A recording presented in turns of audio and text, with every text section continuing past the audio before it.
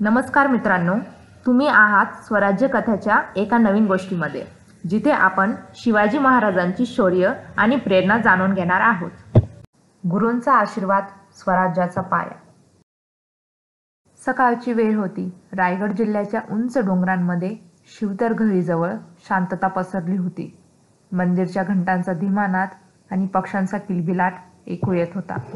सूर्यकिरण हळूच गुहेच्या तोंडावर पडत होती, जणू निसर्गही गुरूंच्या तपश्चर्येला नमन करत होता. त्याच शांत वातावरणात आपले महान राजा छत्रपती शिवाजी महाराज घरीच्या दिशेने निघाले होते. त्यांच्या मनात स्वराज्याचा ध्यास होता आणि या स्वप्नाला गुरूंचा आशीर्वाद घेण्याची तीव्र तळमळ होती. त्यांच्या शाही वेशातही नम्रता दिसत होती. महाराजांनी आपले सिंहासन, आपली सत्ता आणि आपले मोठेपण गुहेच्या बाहेरच ठेवले. आत जाताना त्यांच्या प्रत्येक पावलात आदर आणि नम्रता होती. ते एका सामान्य शिष्याप्रमाणे गुरूंच्या दर्शनासाठी आत आले. त्यांचा चेहरा भक्तीने भारलेला होता. गुहेमध्ये समर्थ रामदास स्वामी ध्यानस्थ बसले होते, शांत आणि तेजस्वी मुद्रा.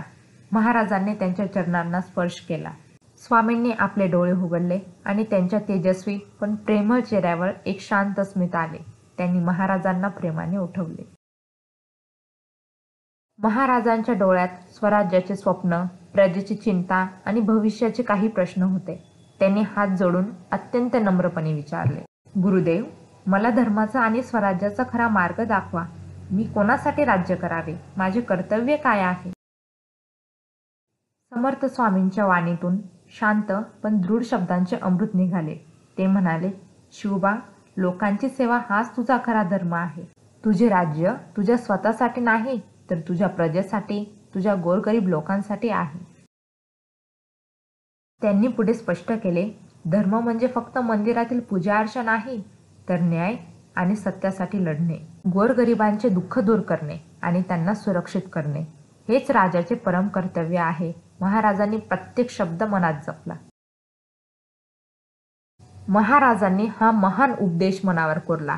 हाच स्वराज्याचा खरा आणि मजबूत पाया आहे, हे त्यांना पूर्णपणे कळून चुकले. नंतर स्वामींनी आपल्या जवळची भगवी पताका, झेंडा अत्यंत आदराने महाराजांना दिली.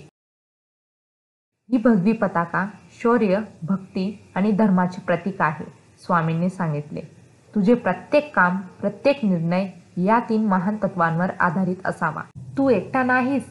मी आणि ईश्वराचा आशीर्वाद सदैव तुझ्या पाठीशी आहे. शिवाजी महाराजांनी गुरूंना वचन दिले की ते नेहमी धर्मासाठी आणि जनतेच्या हितासाठी राज्य करतील. त्या दिवसापासून महाराजांचे जीवन गुरूंच्या शिकवणीने अधिक तेजस्वी झाले.